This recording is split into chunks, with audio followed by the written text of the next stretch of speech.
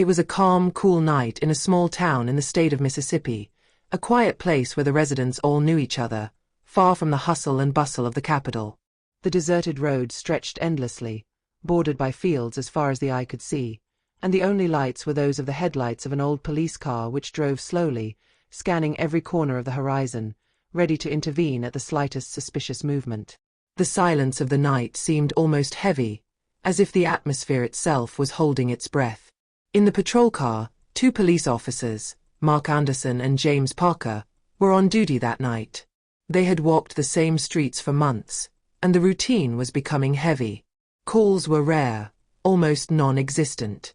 The 2 men used to spend their nights discussing everything and nothing, to break the monotony of the task. "You know, I think things are a lot quieter these days," Anderson said, staring at the road ahead. He yawned, glancing at his colleague. "Yeah, too quiet. It almost annoys me," Parker replied, shrugging his shoulders. He couldn't stop looking at the road, looking for something that could finally break the deadening calm.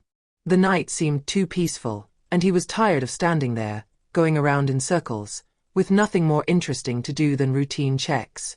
It was then that they saw a silhouette in the distance, a light shining faintly in the dark night. A dark vehicle loomed on the horizon. He was driving alone, at a slow speed, almost too slow. The kind of driving that didn't go unnoticed, as if the driver was deliberately trying to remain inconspicuous, to blend into the shadows. "Look at that," Anderson said, his eyes narrowing. "Doesn't that seem strange to you?" "Yeah, a little bit. Must be just a guy heading home after a quiet night out," Parker replied, gritting his teeth slightly. But something in the driver's attitude intrigued him. He knew that people who drove like this, for no apparent reason, tended to try to avoid attention. "We have a good time to investigate, huh?" Anderson suggested, already slowing the car, his gaze trained on the figure. He sat up straighter in his seat, a spark of curiosity in his eyes. "Why not stop him and check all this?" Parker nodded, a glint of challenge in his eyes. "Why not? It's probably nothing, but we'll see what happens." They followed the car for a few kilometers, until it finally stopped at the side of the road, as if the driver had deliberately put himself in a vulnerable position. A man in a military uniform came out. He was tall, imposing, his athletic body visible beneath the perfectly fitted uniform. His graying hair was neatly cut, and his medals, hanging from his chest, gleamed in the harsh light of the headlights. He looked like a man used to being respected, but he showed no trace of nervousness. He turned to the police with calm authority, as if he expected them to arrest him. "Good evening, sir. We noticed that you were driving a little too slowly. Can you show us your documents, please?" Anderson said, stepping forward with an attitude that concealed slight contempt. He had already made the decision that this man looked a little too perfect to be innocent. He didn't seem like a simple citizen. No, there had to be something to discover. The man looked at him without getting angry, his face expressing more curiosity than surprise. A slight smile appeared on his lips, as if he knew this meeting was going to happen. "I'm sorry, officers," he replied in a calm and measured voice. "I wasn't doing anything suspicious. I was just going home from a work meeting." Parker, who hadn't looked away from the driver, frowned. He didn't understand. Someone who had such a presence, such a calm and assured attitude, it didn't correspond to the image he had of the average man. Someone who wore these medals, who looked like they had lived a life marked by decades of military service, could not be a private citizen. There had to be something else. "You have too many medals to be an ordinary person," he said, his tone slightly mocking, as if to destabilize the man. The general bowed slightly, without losing his calm. "Maybe it's just that I served my country for over 30 years. The police officers exchanged glances, as if this simple response, so quiet, made them uncomfortable. The idea that this man could be someone important did not seem to enter into their prejudices. They didn't understand. Their training, their experience, their instincts told them something was wrong. Perhaps it was this calm, this confidence, which seemed destabilizing to them. "Do you have any identification papers, sir?" Anderson asked, a smirk playing on his lips. He was surprised at his own audacity in defying this man. He felt a strange feeling of discomfort, but he was too proud to ignore it. The man in front of him didn't look ordinary enough to be calm. He was sure of it. The general handed over his papers without a word, as if he knew he would still have to prove his legitimacy. "I assure you, I am General Ernest Sullivan, active duty. You can check if you wish." The police took a moment to examine the papers. But something inside them wasn't ready to accept reality. The scene remained frozen, suspended in a heavy silence. Parker and Anderson may have thought they had won a simple duel of wills, but General Sullivan offered them much more than mere resistance. He offered them a lesson that, in their arrogance, they had neither sought to understand nor been prepared to receive. "Why do this to me?" the general asked, his deep voice echoing under the police car's headlights. "You wanted to humiliate me. Maybe that's what you do with others, but you forgot one thing. Not me. Not tonight." His posture betrayed no weakness, although he was older and more tired than his attackers.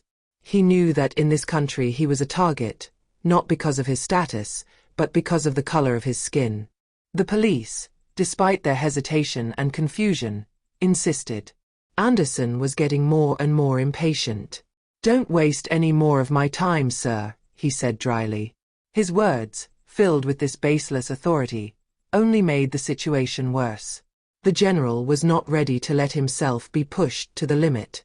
What he had experienced on the battlefields, this suffering endured in silence for years, all this strengthened him. He knew he was just a symbol, not a simple individual. And that night he was more than that. It represented the story of an entire oppressed community. The standoff continued, but General Sullivan did not give up. Finally, the police, in an excess of frustration, violently tore him from his seat. The tension rose a notch, the witnesses observing this scene without knowing that they were becoming actors in a historic turning point.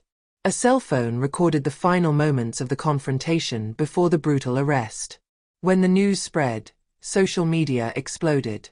Hashtags were circulating at lightning speed. #ArrestDoneGeneral became the banner of a virtual uprising. Videos circulated, showing a respected man, a war hero, humiliated in public, and the country, in the grip of revolt, began to ask itself the right questions. How could this man who had risked his life for his country be treated like this? The next day, the Department of Defense confirmed General Sullivan's identity, but this was only a formality. The real revelation lay not in the fact that he was a respected general, but in the shock wave that his arrest caused. Calls for justice rang out. Demonstrations emerged in the streets. But beyond the protests, what was truly upsetting was this confrontation between a man, his dignity, and an oppressive and racist system of force. Then came the crucial moment, the one that would mark people's minds forever. The general, standing in front of the cameras, spoke. His face, marked by the years and the battles, had not lost its gravity. And in his eyes, there was a determination that few would have dared to challenge. "It's not just about me," he began, his voice resonating in the hearts of those listening. "I am one man among millions, a man who gave his life for freedom and equality. But that night, I was not just a general. I was a reflection of an entire system that condemns those who are not lucky enough to wear a uniform or a label. And this system of racial violence, must change." His words resonated across the country, capturing the attention of Americans, whether black, white, or any other color. The general became more than just a military hero. He became an emblem of the fight against systematic injustices. The police officers involved were immediately suspended, but their humiliation was only a symptom of a deeper evil. The entire country was faced with a choice. To ignore this reality was to be complicit in the perpetuation of injustices. But recognizing the truth meant admitting that racism was not just a question of individual behavior, but an institutional problem, rooted in the very structures of society. The general's voice, strong and implacable, carried much further than the walls of police stations or military institutions. His words were now etched in people's minds, And even if his physical attackers had been punished, true justice lay in the profound transformation of the country. From that point on, General Sullivan's arrest became a tipping point. People began to question the very foundations of the system. What began as an affront to a man of honor had become a collective revolt. General Sullivan, beyond the pain and humiliation, had given his people a powerful voice in the fight for equality.